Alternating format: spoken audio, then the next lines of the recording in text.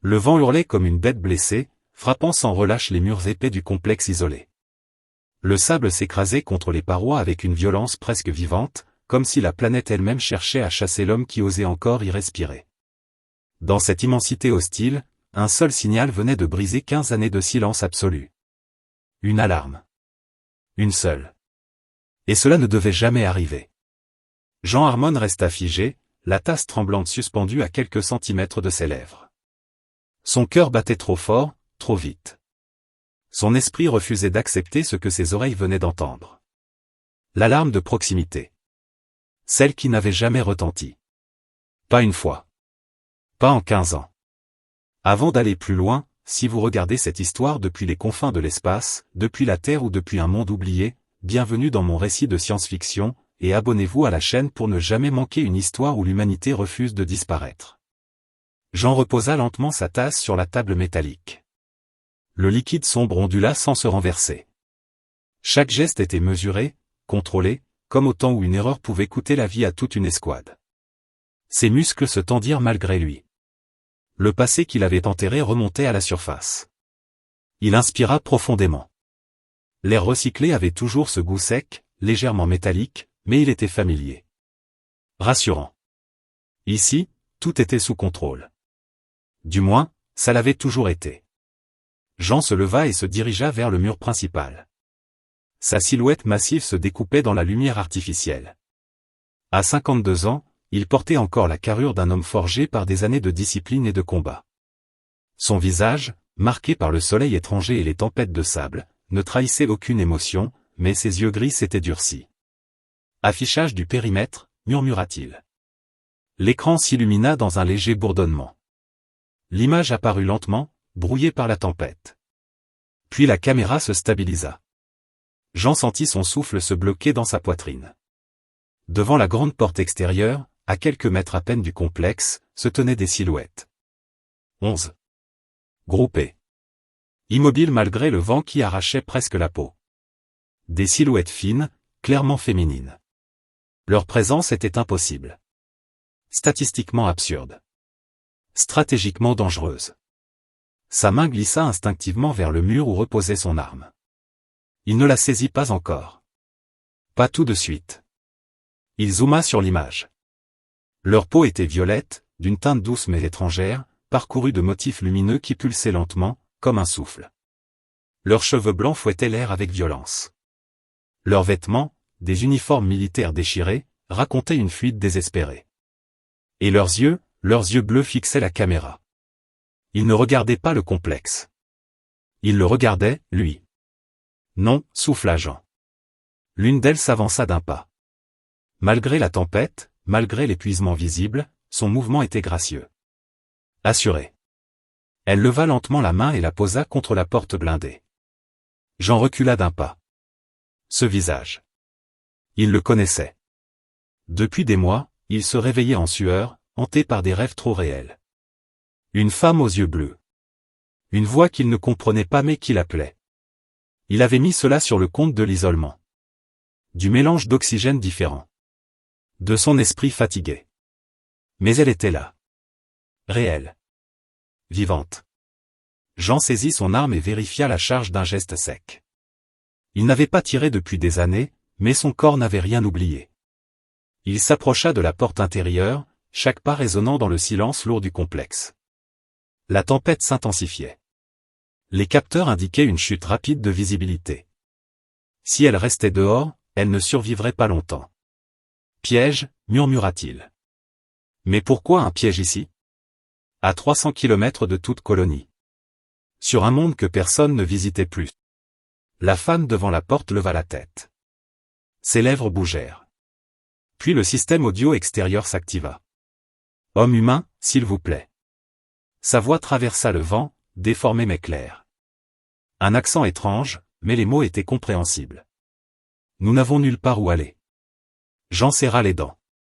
Qui êtes-vous? Répondit-il, sa voix grave résonnant dans les haut-parleurs. La femme posa ses deux mains contre la porte.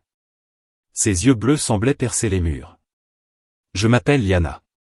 Nous sommes des veuves. Nos compagnons sont morts à la guerre. Notre transport s'est écrasé au sud. Nous marchons depuis 2 jours. Elle marqua une pause. Derrière elle, les autres femmes vacillaient, épuisées. Les patrouilles arrivent. Si elles nous trouvent, nous mourrons. Jean ferma les yeux un instant. La guerre. Même ici, elle le retrouvait. Il avait quitté la Terre pour échapper aux ordres, aux alliances, aux massacres justifiés. Il avait choisi cette planète précisément parce qu'elle était oubliée. Parce que personne n'y venait. Pourquoi ici, demanda-t-il. Le vent hurla plus fort, comme pour étouffer la réponse. Parce que je vous ai vu, dit Lyanna simplement. Dans les rêves. Vous étiez seul. Et vous ouvriez la porte. Le sang de Jean se glaça. Il rouvrit les yeux, fixant l'écran. Ses rêves n'étaient pas une illusion. Il resta immobile. Les secondes s'étiraient, lourdes. Chaque instinct militaire lui criait de refuser. D'attendre. De se préparer à se défendre. Mais quelque chose d'autre, enfoui profondément en lui, prenait le dessus. Une voix ancienne. Humaine. Il pensa aux 15 années passées seul. Aux repas silencieux. Aux nuits sans voix. À l'humanité qu'il avait abandonnée pour survivre. Son doigt se posa sur le mécanisme d'ouverture. La tempête atteignait son paroxysme. Les capteurs clignotaient. Le temps était compté. Jean inspira une dernière fois. Puis il appuya. La porte massive s'ouvrit lentement dans un grondement sourd. Le sable s'engouffra brièvement dans le sas avant que le champ protecteur ne se stabilise. Entrez, ordonna Jean. Maintenant. Les femmes se précipitèrent à l'intérieur. Leurs pas étaient rapides mais désordonnés. L'épuisement les rattrapait. La dernière entra juste avant que Jean ne referme la porte dans un claquement lourd. Le silence retomba brutalement. Seul le souffle du système de ventilation persistait. Jean se tourna vers elle. 11 paires d'yeux le fixaient. Soulagement. Peur. Espoir. Et autre chose encore. Une attente silencieuse. Sous la lumière artificielle, leur peau violette semblait presque lumineuse. Les motifs qui la parcouraient formaient des spirales anciennes, comme des symboles gravés dans la chair. Vous pouvez vous asseoir, dit Jean après un instant. Il y a de l'eau. De la nourriture simple. Reposez-vous. Les femmes obéirent sans discuter. Certaines s'effondrèrent presque sur les bancs. D'autres se soutenaient entre elles. Lyanna resta debout. Elle s'approcha lentement de Jean, s'arrêtant à une distance respectueuse. Elle inclina légèrement la tête. « Vous nous avez sauvés » dit-elle. Jean ne répondit pas tout de suite. Il observa ces étrangères qui avaient envahi son sanctuaire. Son monde silencieux venait de basculer. « Non » répondit-il enfin. « J'ai seulement retardé l'inévitable. » Lyanna releva les yeux. Les humains disent cela quand ils ont peur de redevenir ce qu'ils sont vraiment. Jean détourna le regard. Il ne savait pas encore que ce choix allait faire de lui bien plus qu'un ermite oublié. Il ignorait que cette nuit marquait le début d'un conflit bien plus vaste. Mais une chose était déjà certaine. La solitude venait de prendre fin. Et l'humanité, même au bout de l'univers, refusait encore de fermer sa porte. Et la porte venait à peine de se refermer que Jean sentit le poids de sa décision s'abattre sur ses épaules. Le silence à l'intérieur du complexe n'avait plus rien de familier. Il n'était plus seul. L'air semblait différent, chargé d'une présence nouvelle, presque palpable. Il resta immobile quelques secondes, observant les 11 femmes installées maladroitement dans la zone d'accueil, certaines assises, d'autres adossées au mur, toutes épuisées. Il avait connu le chaos des champs de bataille, les cris, les explosions, la mort omniprésente. Pourtant, cette scène silencieuse le mettait plus mal à l'aise que n'importe quelle mission passée. Ces femmes n'étaient pas des ennemis armés. Elles n'étaient pas des soldats prêts à tirer. Elles étaient des survivantes. Et cela changeait tout. Jean passa une main sur son visage, comme pour s'assurer qu'il était bien éveillé. Puis il se redressa et retrouva une posture plus ferme, plus assurée. Quoi qu'il arrive, il restait responsable de ce lieu. De sa survie. Et désormais, de la leur. L'eau est potable, dit-il d'une voix posée en désignant un distributeur mural. Buvez lentement. Vous êtes déshydraté. Les femmes échangèrent quelques regards avant de s'approcher prudemment. Elles semblaient hésiter à toucher quoi que ce soit, comme si le moindre geste pouvait rompre un équilibre fragile. Jean remarqua leurs mains fines, tremblantes, marquées par des traces de fatigue et de blessures superficielles. Liana observa Jean sans le quitter des yeux. Elle ne buvait pas encore. Elle semblait attentive à chacun de ses mouvements, comme si elle cherchait à le comprendre avant de lui faire confiance. « Combien de temps pouvez-vous rester ici ?» demanda-t-elle doucement. Jean fronça légèrement les sourcils. « Cela dépend, » répondit-il. « De ce que vous attirez avec vous. » Un silence lourd s'installa. Les autres femmes baissèrent la tête. Certaines serrèrent les poings. La peur revenait, sourde et persistante. « Nous ne voulons pas vous mettre en danger, » dit Liana. « Mais dehors, il n'y a que la mort. » Jean hocha lentement la tête. Il le savait. Les capteurs extérieurs indiquaient déjà des signatures lointaines, trop régulières pour être naturelles. Des patrouilles. La guerre n'était jamais vraiment loin. Il se détourna et activa un écran secondaire. Les données défilaient rapidement. Température en chute. Vent violent. Visibilité quasi nulle. « Vous êtes arrivé juste à temps », murmura-t-il plus pour lui-même que pour elle. Il se tourna de nouveau vers le groupe. « Vous dormirez ici cette nuit. Demain, nous parlerons. » Les femmes acquiescèrent. L'une d'elles, plus jeune que les autres, s'effondra soudainement. Jean réagit immédiatement. Il la rattrapa avant qu'elle ne touche le sol. Elle était légère, trop légère. Il la porta sans effort jusqu'à une couchette et la déposa délicatement. Ce simple contact le troubla plus qu'il ne voulait l'admettre. Il n'avait pas touché un autre être vivant depuis des années. Jean recula d'un pas, reprenant ses distances. « Reposez-vous » répéta-t-il. Il se dirigea ensuite vers la salle de contrôle, mais s'arrêta net lorsqu'il sentit une présence derrière lui. Liana se tenait là, à quelques pas. « Merci » dit-elle simplement. Jean hésita, puis répondit. « Ne me remerciez pas trop vite. » Il entra dans la salle de contrôle et ferma la porte derrière lui. Il avait besoin de réfléchir. De respirer. D'être seul, ne serait-ce qu'un instant. Il s'assit lourdement devant le panneau principal. Les souvenirs affluaient malgré lui. Les ordres qu'il avait refusés. Les civils qu'il n'avait pas pu sauver. La décision de tout quitter. De s'exiler. Il avait cru que la solitude le protégerait. Qu'en se coupant du reste de l'univers, il échapperait aux choix impossibles. Il avait eu tort. Une alarme plus discrète retentit. Jean se pencha vers l'écran. Des mouvements. Lointains, mais organisés. Trop organisés. Ils arrivent, murmura-t-il. Il se leva et sortit de la salle. Les femmes le regardèrent aussitôt.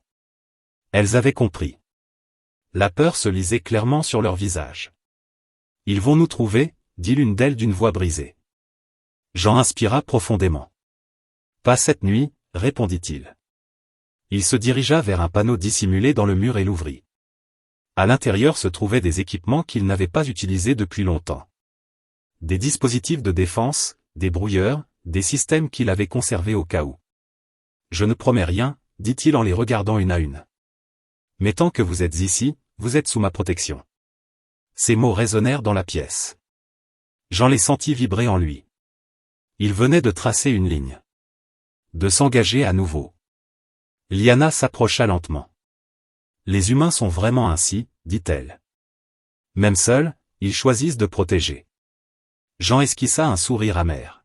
« Pas tous » répondit-il. « Mais parfois, un seul suffit. » Il passa le reste de la nuit à renforcer les défenses. Il programma les capteurs, ajusta les champs de camouflage, relança des systèmes qu'il n'avait pas activés depuis des années.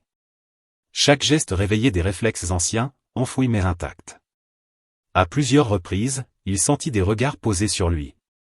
Les femmes l'observaient travailler, silencieuses, presque fascinées. Pour elles, cet homme était un mystère. Un humain solitaire, vivant sur une planète oubliée, prêt à risquer sa vie pour des étrangères. Pour Jean, elle représentait quelque chose qu'il avait fui trop longtemps. La responsabilité. Le lien. Le sens. Lorsque l'aube artificielle éclaira le complexe, la tempête s'était calmée. Le désert semblait immobile, trompeusement paisible. Jean consulta une dernière fois les écrans. Les signatures ennemies avaient changé de direction. Pour l'instant. Il se laissa tomber sur une chaise, épuisé. Son corps protestait, mais son esprit restait en alerte. Lyanna s'approcha et lui tendit un récipient d'eau. « Vous devriez boire, dit-elle. » Jean accepta sans discuter. Leurs doigts se frôlèrent brièvement. Une sensation étrange, presque électrique, le traversa. « Vous auriez pu nous laisser dehors, reprit-elle. Pourquoi ne l'avez-vous pas fait? Jean fixa l'eau quelques secondes avant de répondre. Parce que je sais ce que ça fait, dit-il enfin. D'être abandonné. Lyanna hocha lentement la tête. Alors peut-être que nos destins ne se sont pas croisés par hasard. Jean ne répondit pas. Il regarda autour de lui. Son refuge n'était plus le même. Il ne l'était plus non plus. Au fond de lui, une certitude grandissait. Cette nuit n'était que le début. La guerre finirait par frapper à sa porte. Et quand ce moment viendrait, il ne serait plus seul. Pour la première fois depuis 15 ans, Jean Harmon ne se sentait plus comme un homme en fuite. Il se sentait à nouveau humain. La lumière du matin filtrait doucement à travers les panneaux translucides du complexe. Elle dessinait des formes pâles sur le sol métallique, révélant un espace qui n'avait jamais été pensé pour autant de vie. Jean était éveillé depuis longtemps. Il n'avait presque pas dormi. Son corps reposait, mais son esprit était resté en alerte, tendu comme une corde prête à rompre. Il se tenait debout devant l'un des écrans de surveillance, les bras croisés, observant le désert. Tout semblait calme. Trop calme. L'expérience lui avait appris à se méfier de ce genre de silence. Il savait que ce monde ne pardonnait pas l'inattention. Derrière lui, le complexe s'animait lentement. Des pas légers. Des murmures discrets. Les femmes se réveillaient. Le simple fait d'entendre des voix humaines, même étrangères, créait une sensation étrange dans la poitrine de Jean. Un mélange de gêne, de tension, et d'une chaleur oubliée. Il se retourna lorsqu'il entendit Lyanna s'approcher. « Vous n'avez pas dormi ?» constata-t-elle calmement. Jean haussa légèrement les épaules. « J'ai connu pire. » Elle observa son visage fatigué, ses traits tirés, les cernes marquant ses yeux. Elle comprit qu'il mentait à moitié. Il n'était pas seulement fatigué. Il était inquiet. « Les patrouilles reviendront, dit-elle. Elles ne renoncent jamais. » Jean hocha la tête. « Je le sais. » Il désactiva l'écran et se dirigea vers la zone centrale.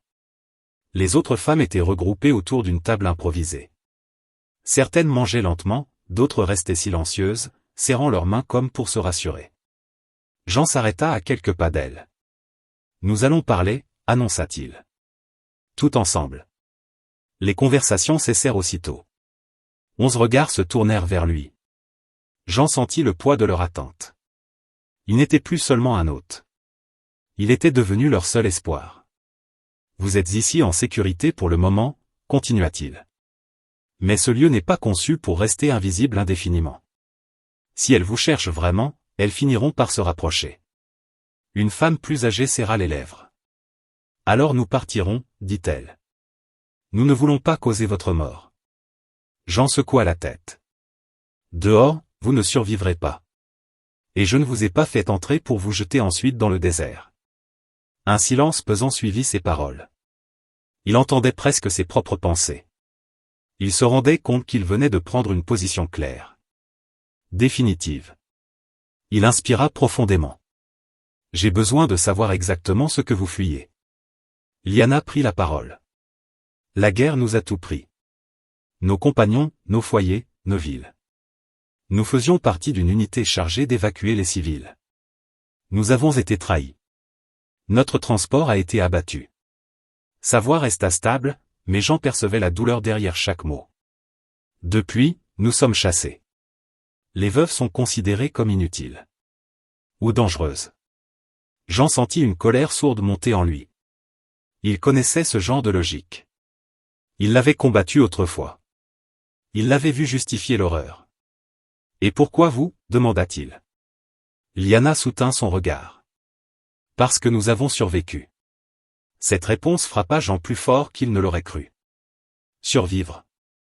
Voilà ce qu'il faisait depuis 15 ans. Survivre, sans vraiment vivre. Il se détourna quelques secondes, passa une main dans ses cheveux courts. Je ne suis pas un chef, dit-il enfin. Je ne suis pas une armée.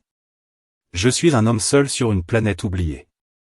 Mais vous êtes humain, répondit Liana doucement. Jean la regarda, surpris. Et cela signifie quelque chose pour vous? Oui, dit-elle sans hésiter. Les humains sont connus pour tenir plus longtemps que prévu. Pour se battre même quand tout semble perdu. Jean esquissa un sourire bref, sans joie. On raconte beaucoup de choses sur les humains. Il se redressa. Très bien. Voici ce que nous allons faire. Je vais renforcer le camouflage du complexe. Nous allons limiter les sorties. Vous aiderez autant que possible. Ce lieu doit rester discret. Les femmes acquiescèrent. Certaines semblaient soulagées. D'autres inquiètes, mais déterminées. Et si elle nous trouve, demanda l'une d'elles. Jean fixa le mur devant lui, comme s'il voyait déjà l'avenir. Alors elles découvriront que même un homme seul peut devenir un problème. La journée s'écoula lentement. Jean montra aux femmes comment se déplacer dans le complexe sans activer les capteurs sensibles. Il leur expliqua les règles simples. Ne pas toucher au système sans autorisation. Ne jamais ouvrir une porte sans prévenir. Économiser l'eau. Il observait chacune d'elles attentivement. Leurs gestes. Leurs réactions. Il cherchait des signes de menace. Il n'en trouva aucun. Seulement de la fatigue, de la peur, et une volonté farouche de continuer. À plusieurs reprises, il surprit son propre regard en train de suivre Liana. Elle se déplaçait avec une assurance calme, malgré ses blessures. Elle aidait les autres, rassurait les plus faibles. Elle n'agissait pas comme une simple survivante. Elle avait l'étoffe d'une guide. Cela le troublait. En fin de journée, Jean se rendit seul dans la salle des générateurs. Il avait besoin de travailler. De se concentrer sur quelque chose de concret. Les machines, au moins, étaient honnêtes. Elles fonctionnaient ou elles ne fonctionnaient pas. Alors qu'il ajustait un régulateur, une pensée le frappa. Il n'avait pas ressenti ce genre de responsabilité depuis la dernière mission qu'il avait refusée. Celle qui l'avait poussé à quitter la Terre. Il se souvenait encore du regard de son supérieur. De la phrase prononcée à voix basse. Obéir ou partir. Il avait choisi de partir. Et maintenant, il se retrouvait à protéger 11 vies sans uniforme, sans ordre, sans drapeau. Ironique, murmura-t-il. Un bruit léger derrière lui. Vous parlez souvent seul, dit Liana avec un léger sourire. Jean sursauta presque. Il se redressa, un peu gêné. Vieille habitude. Elle s'approcha, observant les machines avec curiosité. Ce lieu, vous l'avez construit seul? Oui. Petit à petit. Pourquoi rester ici, alors? La question était simple. Directe. Jean hésita. Il aurait pu mentir. Il ne le fit pas. Parce qu'ici, personne ne me demandait de choisir qui devait mourir. Liana baissa légèrement la tête. Jusqu'à aujourd'hui. Jean soutint son regard. Oui. Un long silence s'installa. Pas un silence vide. Un silence chargé de compréhension. Soudain, une alarme discrète retentit. Jean se tourna immédiatement vers le panneau. Mouvement à longue distance, dit-il. Plusieurs signatures. Liana pâlit. Elles nous ont retrouvés. Jean serra les poings. Pas encore. Mais elle se rapproche. Il se redressa, retrouvant cette posture qu'il connaissait trop bien. Celle de l'homme prêt à faire face. Rassemblez tout le monde, dit-il. Et préparez-vous. Liana hocha la tête et partit sans discuter. Jean resta seul quelques secondes, les yeux fixés sur les données qui défilaient. La guerre approchait. Lentement, inexorablement. Il sentit pourtant quelque chose de nouveau en lui. Une flamme qu'il croyait éteinte. Il n'était plus seulement en train de survivre. Il protégeait. Et pour un humain, parfois, cela suffisait pour défier tout un monde. Quand il rejoignit le groupe, les femmes étaient regroupées, silencieuses mais calmes. Elles le regardaient comme on regarde un mur face à la tempête. Jean prit la parole. Je ne sais pas ce qui va arriver, dit-il simplement. Mais tant que je respirerai, personne ne vous prendra d'ici. Ces mots n'étaient pas une promesse vide. Ils étaient une décision. Et dans ce complexe perdu au milieu du désert, une vérité s'imposait peu à peu. Là où un humain choisit de tenir bon, même l'univers doit parfois reculer point et la nuit tomba lentement sur le désert, comme un voile lourd et silencieux. À l'extérieur du complexe, le sable semblait figé, mais Jean savait que ce calme n'était qu'une illusion. Les capteurs confirmaient ce que son instinct lui criait depuis des heures, quelque chose approchait. Pas encore assez près pour être visible, mais suffisamment pour être réel. À l'intérieur, l'atmosphère avait changé. Les femmes ne parlaient presque plus. Elles se déplaçaient lentement, avec précaution, comme si le moindre bruit pouvait attirer le danger. Jean les observait du coin de l'œil tout en travaillant. Il renforçait les derniers systèmes de défense, ajustait les champs de dissimulation, recalibrait des mécanismes qu'il n'avait pas utilisés depuis des années. Ses gestes étaient précis, presque automatiques. Son corps se souvenait. Chaque mouvement réveillait une partie de lui qu'il avait tenté d'éteindre. L'homme qui avait fui la guerre était toujours là, mais le soldat revenait, lentement, sans demander la permission. Il s'arrêta un instant et posa les mains sur la console froide. Il ferma les yeux. « Calme-toi » murmura-t-il. Quand il les rouvrit, Liana se tenait à quelques mètres. Elle n'avait pas fait de bruit. Elle semblait avoir appris à se fondre dans le silence. « Les autres sont prêtes, dit-elle. Elles feront ce que vous demanderez. » Jean hocha la tête. « J'espère ne rien leur demander d'impossible. » Elle le regarda avec sérieux. « Pour nous, survivre est déjà impossible.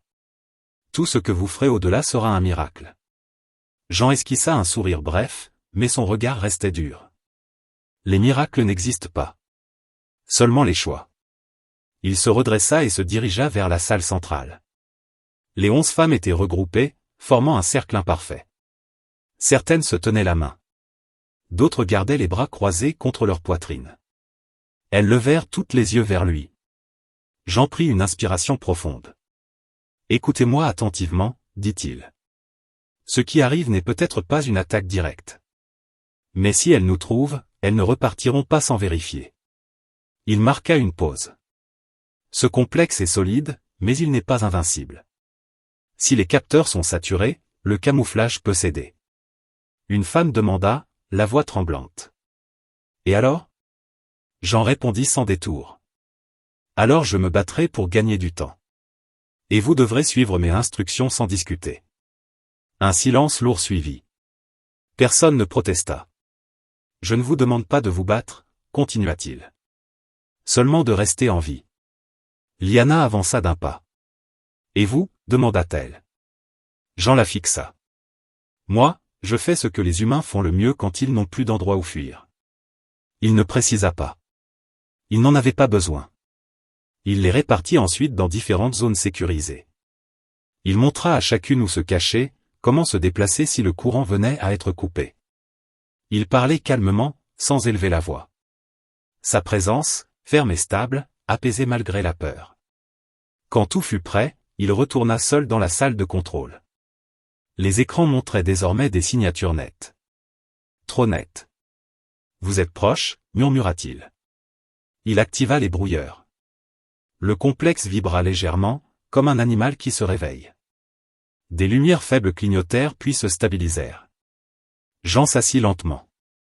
Il posa les coudes sur la console et joignit les mains devant son visage. Les souvenirs affluaient sans prévenir. Une autre salle de contrôle. Une autre planète. Des civils coincés entre deux armées. Des ordres clairs.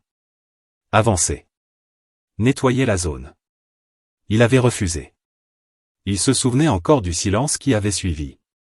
Du regard des autres soldats. Du choix qu'il avait fait. Pas cette fois, murmura-t-il. Une alarme discrète retentit.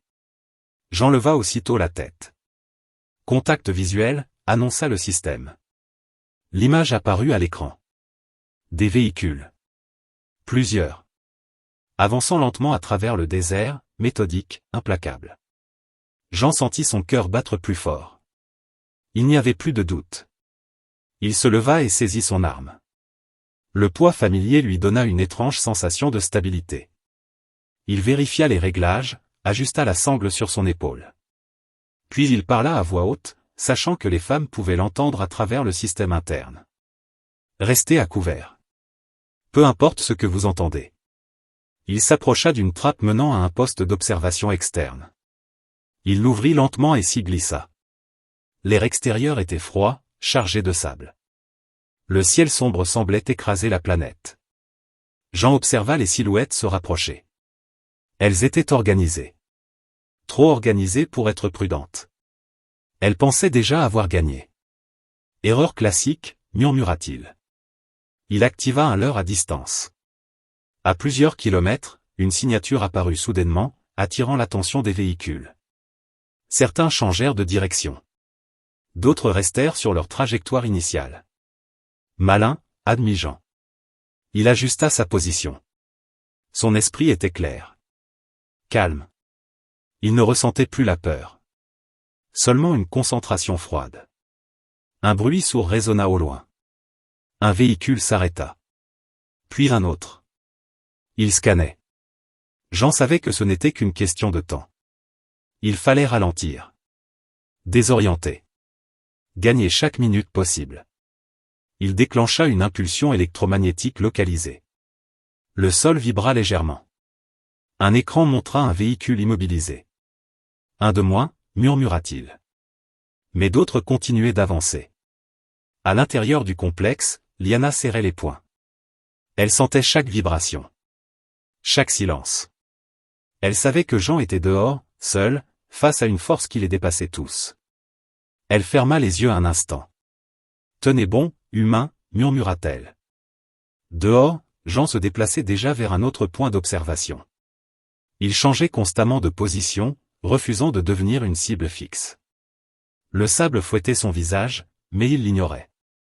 Un faisceau de lumière passa non loin de lui. Trop près, grogna-t-il.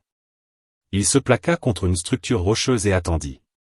Les secondes s'étiraient. Puis le faisceau s'éloigna. Jean inspira lentement.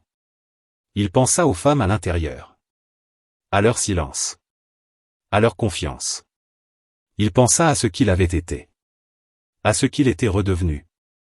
Vous auriez dû m'ignorer, murmura-t-il dans le vent. Il activa un dernier système. Un ancien dispositif qu'il avait juré de ne jamais utiliser. Le complexe entier sembla disparaître, comme avalé par l'ombre. Les signatures se brouillèrent. Les capteurs ennemis devinrent confus. Sur l'écran portatif de Jean, les véhicules ralentirent. Certains s'arrêtèrent complètement. Voilà, dit-il doucement. Regardez ailleurs. Le temps passa. Long. Tendu. Chaque seconde semblait peser une éternité. Puis, lentement, les signatures commencèrent à s'éloigner. Jean resta immobile encore plusieurs minutes, refusant de se relâcher trop tôt. Quand il fut certain que le danger immédiat était passé, il retourna à l'intérieur. La porte se referma derrière lui dans un souffle étouffé. Il retira son casque et s'appuya contre le mur. Ses jambes tremblaient légèrement. La fatigue le frappa d'un coup, brutal. Liana fut la première à s'approcher. « Elles sont parties ?» demanda-t-elle. Jean hocha la tête. Pour l'instant. Elle le regarda longuement. « Vous avez risqué votre vie pour nous. » Jean haussa les épaules. « J'ai seulement fait ce qui me semblait juste. » Même seul, vous avez tenu tête à elle. Jean la fixa, un éclat sombre dans les yeux. Seul, non? Pas cette fois. Les autres femmes sortirent lentement de leurs abris. Certaines pleuraient en silence. D'autres regardaient Jean comme s'il était irréel. Une femme s'agenouilla devant lui. « Merci », dit-elle d'une voix brisée. Jean se pencha aussitôt. « Ne faites pas ça », dit-il fermement. « Levez-vous. » Elle obéit. « Personne ne s'agenouille ici », ajouta-t-il. « Pas tant que je suis là. » Il regarda autour de lui. Son complexe. Son refuge. Désormais un bastion. La nuit était encore là, mais elle ne semblait plus aussi oppressante. Jean savait que ce n'était qu'un répit. La guerre reviendrait. Plus forte. Plus déterminée. Mais quelque chose avait changé. Il n'était plus un homme qui se cachait. Il était devenu un homme qui résistait. Et dans l'immensité froide de l'univers, parfois, cela suffisait à tout faire basculer. Le jour se leva lentement sur le désert, baignant la planète d'une lumière pâle et poussiéreuse. Après la nuit de tension, le silence paraissait presque irréel. Jean était assis seul dans la salle centrale, le dos droit, les mains posées sur ses genoux. Son corps était épuisé, chaque muscle rappelant les heures de veille et d'effort, mais son esprit refusait encore de se relâcher. Autour de lui, le complexe semblait différent. Ce n'était plus seulement un abri de survie. C'était devenu un lieu vivant. Un endroit où des respirations multiples se mêlaient à la sienne. Il entendait les pas discrets, les murmures lointains, le cliquetis doux des systèmes. Il n'était plus seul, et cette idée, au lieu de l'écraser, lui donnait une étrange stabilité. Liana s'approcha lentement. Elle s'arrêta à quelques pas, respectant cet espace invisible que Jean gardait encore autour de lui. « Elles dorment » dit-elle doucement. Pour la première fois depuis longtemps. Jean hocha la tête. « Elles ont besoin de reprendre des forces. » Il leva les yeux vers elle. « Vous aussi. » Liana esquissa un léger sourire. « J'ai déjà dormi plus que je ne l'espérais cette nuit. » Un silence calme s'installa entre eux. Ce n'était pas un silence lourd, mais un silence plein, comme une pause nécessaire après la tempête. Jean se leva lentement. « Nous devons parler de la suite, dit-il. Ce qui s'est passé cette nuit ne se répétera pas de la même façon. Elles apprendront. Elles reviendront. » Liana acquiesça. « Je le sais. » Jean se dirigea vers la table centrale et activa un écran. Des cartes du désert apparurent, marquées de points lumineux. « Mon camouflage ne tiendra pas éternellement. Ce lieu est solide, mais il n'est pas conçu pour une guerre prolongée. » Il marqua une pause. « Pourtant, je ne vous abandonnerai pas. » Ces mots sortirent de sa bouche avec une certitude tranquille. Il n'y avait plus d'hésitation. Plus de fuite possible. Liana le regarda attentivement. « Vous avez déjà fait plus que ce que nous aurions pu demander. » Jean secoua la tête. « Non. J'ai simplement cessé de me mentir. » Il s'éloigna de l'écran et observa le complexe. Chaque mur, chaque couloir, chaque machine avait été installée pour une seule vie. La sienne. Désormais, tout devait changer. « Nous allons transformer cet endroit, dit-il. Pas seulement pour survivre, mais pour tenir. » Liana fronça légèrement les sourcils. « Tenir contre une armée ?» Jean la regarda droit dans les yeux. « Les humains ne gagnent pas toujours par le nombre. Nous gagnons par l'adaptation. » Les jours suivants passèrent dans un mélange de fatigue et d'activité intense. Jean réorganisa entièrement le complexe. Il attribua des tâches simples aux femmes, adaptées à leurs forces. Certaines s'occupaient de l'eau, d'autres du jardin intérieur, d'autres encore de la surveillance passive. Il leur apprit comment économiser chaque ressource. Comment écouter les vibrations du sol. Comment reconnaître les signes avant-coureurs d'un danger lointain. Il ne les formait pas comme des soldats, mais comme des survivantes. Et elles apprenaient vite. Jean observait cette transformation avec une attention silencieuse. Il voyait la peur reculer, remplacée peu à peu par une détermination calme. Elles n'étaient plus seulement des veuves en fuite. Elles redevenaient un groupe. Une communauté. Un soir, alors que le soleil disparaissait derrière l'horizon rougeâtre, Jean s'assit à l'extérieur, sur une plateforme protégée. Il regardait le désert, immobile et immense. Liana vint s'asseoir à côté de lui. « Vous regardez comme si vous attendiez quelque chose, dit-elle. »« Je réfléchis, » répondit-il. « À quoi ?» Jean resta silencieux un moment. « À ce que j'ai fui. Et à ce que j'ai retrouvé ici. » Liana inclina légèrement la tête. « Les humains fuient parfois pour survivre, dit-elle. Mais ils reviennent toujours quand quelqu'un a besoin d'eux. » Jean sourit faiblement. « Peut-être que nous sommes plus simples que nous le pensons. » Ils restèrent là, côte à côte, sans parler. Le vent soufflait doucement, presque paisible. Le lendemain, les capteurs détectèrent à nouveau des mouvements. Plus nombreux. Plus organisés. Cette fois, il n'y avait plus de doute. La guerre revenait. Jean rassembla tout le monde dans la salle centrale. Les regards étaient sérieux, mais il n'y avait plus de panique. « Elles approchent, dit-il simplement. Plus prudemment. Elles ont appris. » Une femme demanda. « Allons-nous fuir ?» Jean secoua la tête. « Non. Ce lieu est notre point d'ancrage. Nous ne partirons pas comme des proies. » Il marqua une pause, puis ajouta. Mais nous ne les affronterons pas de front non plus. Il expliqua alors son plan. Utiliser le terrain. Les illusions. Les fausses signatures. Les détours. Épuiser l'ennemi sans livrer bataille directe. Chaque mot était simple, clair. Humain. Je ne vous demanderai jamais de mourir pour moi, conclut-il. Seulement de vivre assez longtemps pour que cela ait un sens. Les femmes acquiescèrent, une à une. La confrontation dura des heures. Les forces ennemies avançaient, se perdaient, se divisaient. Le désert devenait un labyrinthe. Le complexe semblait apparaître puis disparaître, insaisissable. Jean se déplaçait sans cesse, guidant les systèmes, ajustant les paramètres, anticipant chaque mouvement. Il était partout à la fois. Fatigué, mais concentré. À un moment, une explosion lointaine secoua le sol. Le complexe vibra. Trop près, murmura-t-il. Il activa un dernier dispositif. Un message simple, diffusé sur toutes les fréquences accessibles. Il n'y avait aucune menace. Aucun cri. Seulement une phrase. Ici vit un humain. Et il protège ceux qui sont sous son toit. Puis il coupa la transmission. Le silence suivi fut long. Tendu. Puis, lentement, les signatures commencèrent à se retirer. Une par une.